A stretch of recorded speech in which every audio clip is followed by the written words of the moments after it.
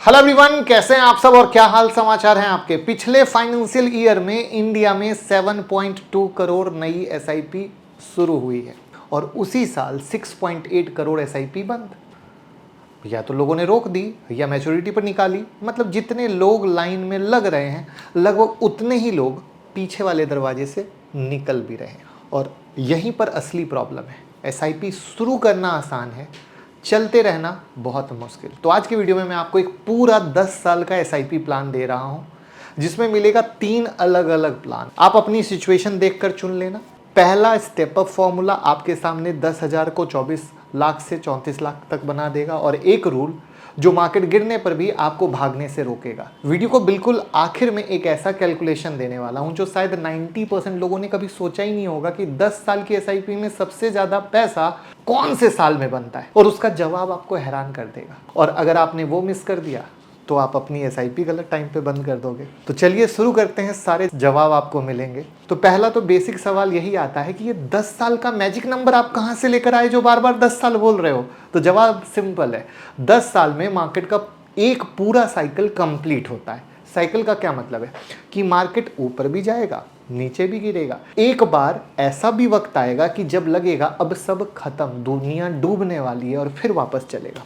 अब देखिए, निफ्टी 50 की शुरुआत ही हुई थी नवंबर 1995 में, वैल्यू थी 1000 की। इस साल अप्रैल तक वो पहुंच चुका है लगभग 23,100। अप्रैल की बात कर रहा हूं, अगस्त की नहीं। यानी 30 साल में 23 गुना। लेकिन ये सफर सीधा लाइन में नहीं हुआ है। 2008 में निफ्टी एक ही साल में 51% गिरा, आधा पैसा साफ। और अगले ही साल 2009 में वही निफ्टी 75% ऊपर गया। अब ध्यान दीजिएगा, ये है पूरा साइकिल।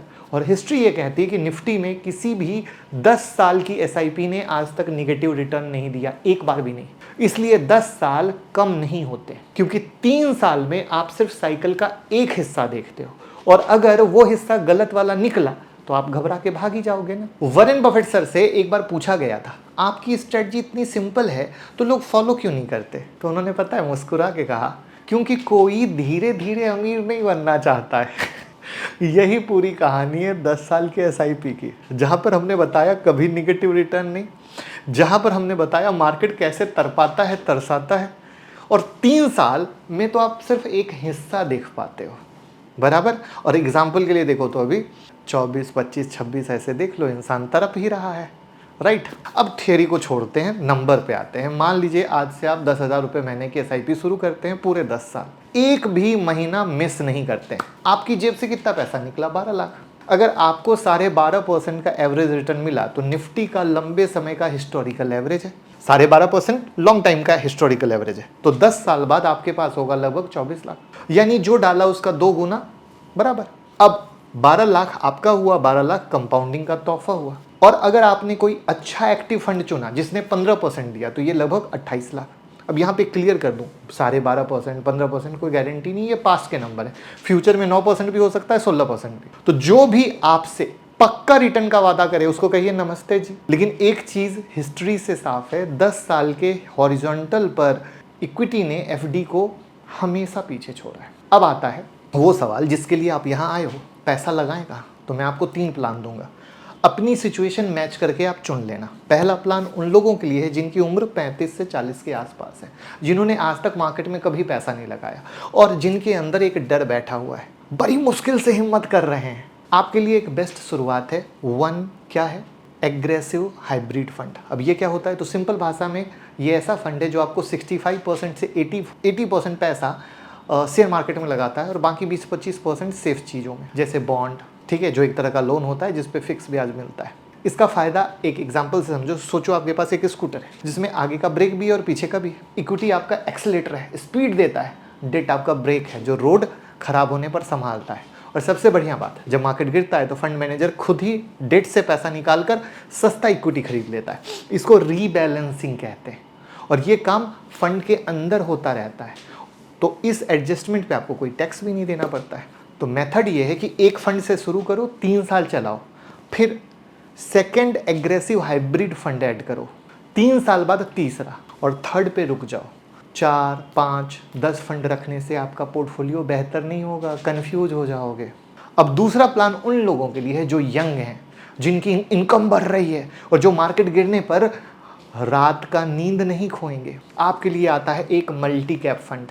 अब मल्टी कैप क्या होता है? तो सेबी का रूल है मल्टी कैप फंड को कम से कम 25% बड़ी कंपनियों में, 25% मीडियम कंपनियों में और 25% छोटी कंपनियों में पैसा लगाना है। इसका मतलब चाहे मार्केट का मूड कुछ भी हो, आपको पूरे मार्केट का एक्सपोजर मिलता रहेगा, बड़ा, मीडियम और छोटा तीनों का। यहाँ रिस्क जीरो है क्योंकि पूरा पैसा इक्विटी में है, लेकिन हॉरिजॉन 10 साल का है तो टाइम आपके साथ है। मेथड वही, एक फंड से शुरू करो और 1 से 1.5 साल बाद दूसरा, 3 साल बाद तीसरा। क्लियर? एक गलत फहमी दूर कर देता हूँ। बहुत लोग सोचते हैं कि ज़्यादा फंड मतलब ज़्यादा सेफ्टी। गलत। अगर आपने 8 अलग अलग मल्टी कैप फंड लिए तो अंदर की कंपनी तो लगभग सेम ही होगी। आप डाइवर्सिफाइड नहीं कर रहे हो, आप सिर्फ अपने आप को कंफ्यूज कर रहे हो। क्लियर? अभी तक की बात समझ में आई हो तो वीडियो को लाइक कर दीजिएगा, जिससे कि जो भी नए लोग म्यूचुअल फंड में इन्वेस्ट करना चाहते हैं उनको ये वीडियो रेकमेंड हो सके। ठीक है? और अगर आप म्यूचुअल फंड में SIP शुरू करना चाहते हैं और समझ नहीं आ रहा है तो लिंक डिस्क्रिप्शन में है, उस पर आप क्लिक करके हमारी टीम से कनेक्ट कर सकते हैं। अब आते हैं 3rd नंबर प्लान पे। 2 चीज़ें बताई, 2 अलग लोगों के लिए, क्योंकि मुझे पता नहीं है आप कौन से हो। तीसरा प्लान उन लोगों के लिए जो अभी भी कंफ्यूज है। अच्छा हाइब्रिड कैसे चुने पता नहीं, अच्छा मल्टी कैप कैसे चुने पता नहीं। आपके लिए आसान रास्ता है, आधा पैसा एक इंडेक्स फंड में, आधा एक मल्टी कैप में। अब इंडेक्स फंड क्या है? ये वो फंड है जो किसी भी तरह का दिमाग नहीं लगाता, जो निफ्टी 50 में 50 कंपनी है ये बस उसी को खरीद लेता है, उसी प्रपोर्शन में। फंड मैनेजर स्टॉक सिलेक्ट नहीं करता, इसलिए इसका खर्चा भी बहुत कम है।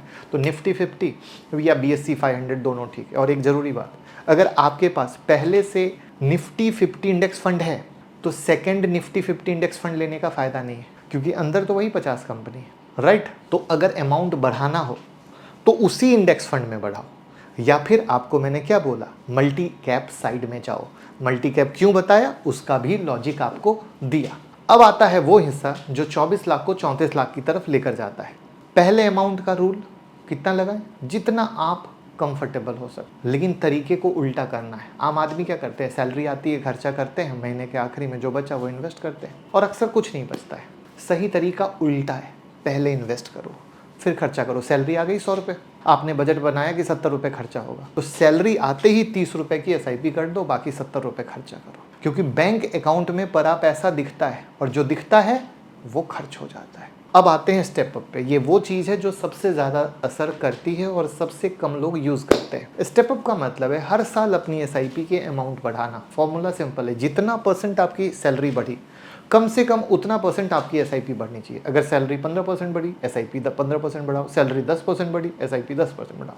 क्योंकि आपकी लाइफस्टाइल तो अपने आप ही बढ़ जाएगी, लेकिन इन्वेस्टमेंट को मैनुअल बढ़ाना पड़ता है। अब नंबर देखिए, 10,000 की फ्लैट SIP 10 साल 12.5%, 12 लाख लगाकर मिलेंगे 24 लाख। आपका 12 लाख का इन्वेस्टमेंट आया, वही 10,000, लेकिन हर साल सिर्फ 10% के स्टेपअप के साथ टोटल लगेगा 19 लाख और बनेगा 34,64,000। यानी 7 लाख एक्स्ट्रा डालकर आपने 10,70,000 कमाया एक्स्ट्रा। और ये एक्स्ट्रा 7 लाख आपको एक साथ नहीं देना है, धीरे धीरे हर साल थोड़ा थोड़ा, जब जब आपकी सैलरी बढ़ रही है।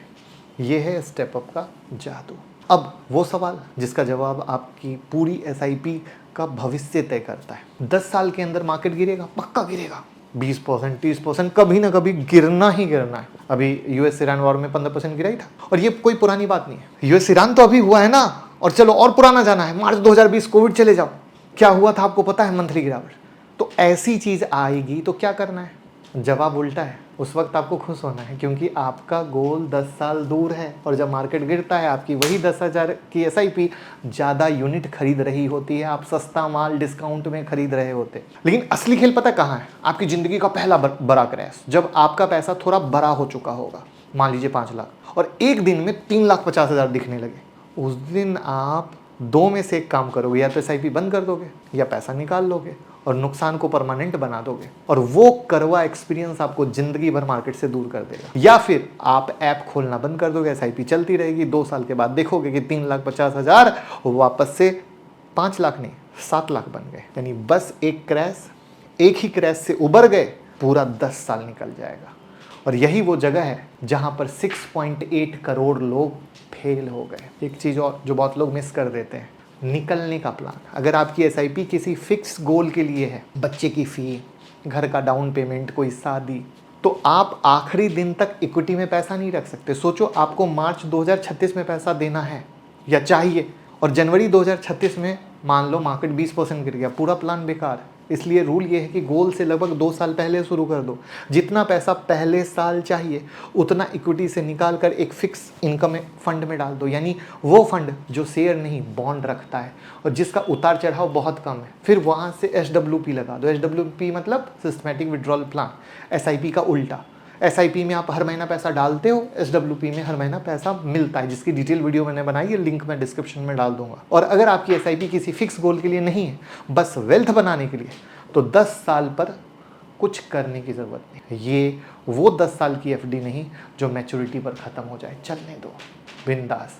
अब वो बात जिसका मैंने शुरुआत में जिक्र किया, ध्यान से सुनिएगा, क्योंकि यही आज की वीडियो का सबसे इंपॉर्टेंट नंबर है। वही 10,000 की SIP, वही 12.5% का रिटर्न, 7 साल बाद आपके पास लगभग होगा 13,46,000 और 10 साल के बाद होगा 23,94,000। अब कैलकुलेशन देखिए, आखिरी 3 साल में आपने अपनी जेब से डाला कितना? सिर्फ 3,60,000, और आपका पोर्टफोलियो भागा लगभग 10,50,000। यानी 10 साल की पूरी SIP में जितना पैसा बना उसका लगभग आधा सिर्फ आखिरी 3 साल में बना। और अगर आप 15 साल तक चलने देते वही 10,000, टोटल इन्वेस्टमेंट होती 18 लाख, वैल्यू हो जाती 53 लाख। ये है कंपाउंडिंग का जादू। शुरुआत के साल बोरिंग लगते हैं जो अभी लोगों को लग रहे हैं, लगता है कुछ नहीं हो रहा है, साला खेल खराब हो गया, गलत जगह आ गए। इसलिए जो लोग 6-7 साल चलाकर सोचते हैं यार इतना तो नहीं बना, वो ठीक उस जगह है जहां दुनिया का बिगेस्ट मिस्टेक करना है। तो आप वो गलती मत करो। तो पूरा प्लान एक लाइन में है, अपनी सिचुएशन के हिसाब से फर्स्ट प्लान चुनो, 3 फंड से ज़्यादा मत रखो, हर साल सैलरी बढ़ने के साथ SIP बढ़ाओ, मार्केट गिरे तो ऐप बंद करो, SIP नहीं, और गोल से 2 साल पहले सेफ जगह पैसा को शिफ्ट कर दो। बस इतना सा है, कोई रॉकेट साइंस नहीं है। अगर आज की बात काम की लगी हो, लाइक करो, चैनल को सब्सक्राइब करो, वीडियो सबके साथ शेयर कर दो, क्योंकि यही SIP प्लान आपके लाइफ को बदल सकती है। वरना आप घबराओगे, बंद कर दोगे और कोई फ़ायदा नहीं होगा।